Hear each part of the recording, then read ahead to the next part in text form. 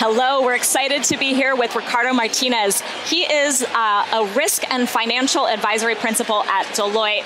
Ricardo, welcome. Thank you very much. Can you first tell us a little bit about what you do at Deloitte? Fantastic, yeah. I help clients, in my case financial institutions, navigate through the ESG transformation journey. The ESG transformation journey includes strategy, risk, compliance, data reporting, everything that they need to do to serve the clients, disclose and tell the narrative of what they do for ESG. Sounds incredibly necessary.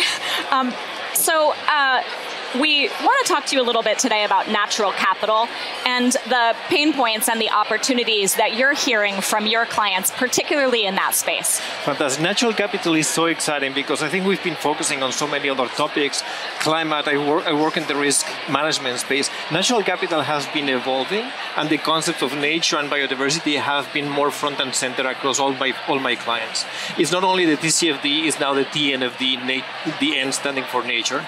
So my clients are pivoting away from not only looking at climate, but also looking at nature as a possibility to invest, to look into what capabilities they need to incent their clients, to then invest and create better opportunities for themselves and for their own clients, all by managing the risk and being compliant and disclosing their journey.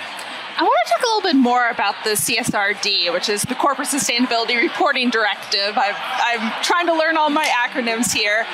So how will it create incentives for corporations to be taking action? So the CSRD is similar to some of the other disclosures. It's about reporting, it's about being transparent, and that creates opportunities. We have a saying that if you don't tell your story, somebody else will.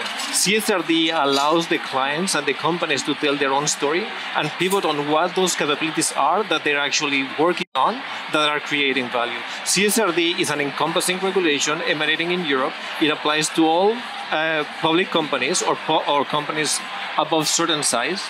And they're getting to a point where they're playing off each other and understanding what is relevant, what is important, and what their stakeholders and shareholders will want to hear.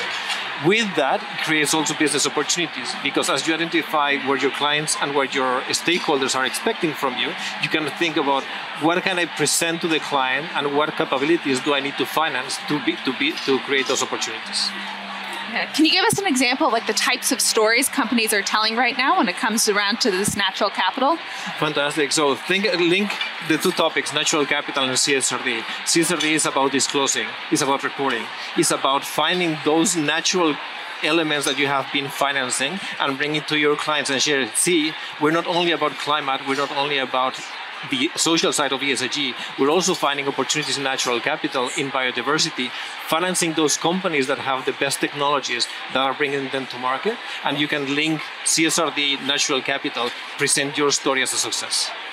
I'm curious if your clients are seeing natural capital, biodiversity work, nature work as less controversial than talking about some of these ESG models and ESG frameworks that might be hitting headwinds. It clearly helps that they have navigated through the climate story because people are used to that narrative already. So pivoting to natural capital forces firms to think more about the why. And that has a journey that has already been done in the climate space. I spent my last 5 years thinking about the why firms need to do this. Now we're pivoting into the what.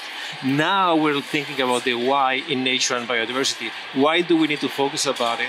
But having gone through TCFD and having gone through climate has certainly paved the way to think about nature and biodiversity. It's really exciting.